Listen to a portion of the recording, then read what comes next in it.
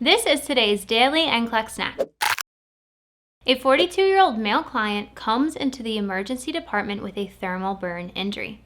You are the oncoming nurse and have received the following vital signs: blood pressure of 70/40, heart rate of 140, and a respiratory rate of 23. The client is faint in color and you are having difficulty finding his pedal pulse. Which action should the nurse take first? Okay, so we know we're being asked a priority question because it says, what action should the nurse take first? There is a lot in this question, so let's take a moment to pause the screen, read it again, and comment your answer. First off, what is going on here using our critical thinking skills? We have a decreased blood pressure, an increased heart rate, cyanosis, and weak pulses. This all indicates shock. So knowing this information, let's look over our answer options. Get a Doppler device to find the pedal pulse.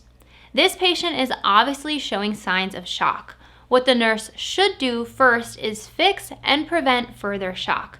Checking pedal pulses at this time is not a priority because we have enough information in the question to know that the client is showing signs of shock. Obtain an electrocardiogram, an ECG. An ECG would be taken to find out if a cardiac problem such as cardiogenic shock is causing these vital signs. However, we know that the client has a thermal burn injury. Therefore, hypovolemic shock is most likely the cause of these vital signs, not cardiogenic shock. Document your findings and continue to check vital signs hourly. This is delaying care, and we never want to delay care when there is clearly an issue. If your client does not get treated for shock, it can lead to poor outcomes. Begin IV fluids. When a client has a thermal burn injury, think hypovolemic shock. This is especially true since the vital signs are indicating shock. So administering IV fluids is the priority action. Now, you may be thinking that the question didn't mention an order for IV fluids, but the NCLEX world is perfect.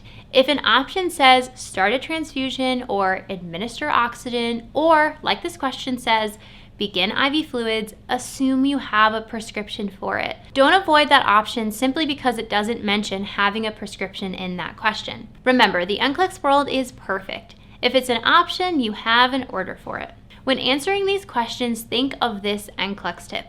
If I could walk into the client's room and do one task, what would it be? If you could only do one thing to fix an issue, what would it be? Let's look back at our answer options. Getting a Doppler to find a pulse, obtaining an ECG, and documenting your findings doesn't change the outcome of your client. Beginning IV fluids and walking out of the room might just save your client and help reverse the shock. That's all for your daily NCLEX snack. If you want more NCLEX style practice questions like this, you can sign up for the free daily NCLEX snack. This is where you get an email every morning with an NCLEX style question and a comprehensive review. And it's free. The link to sign up is in my bio. Happy studying, future nurses.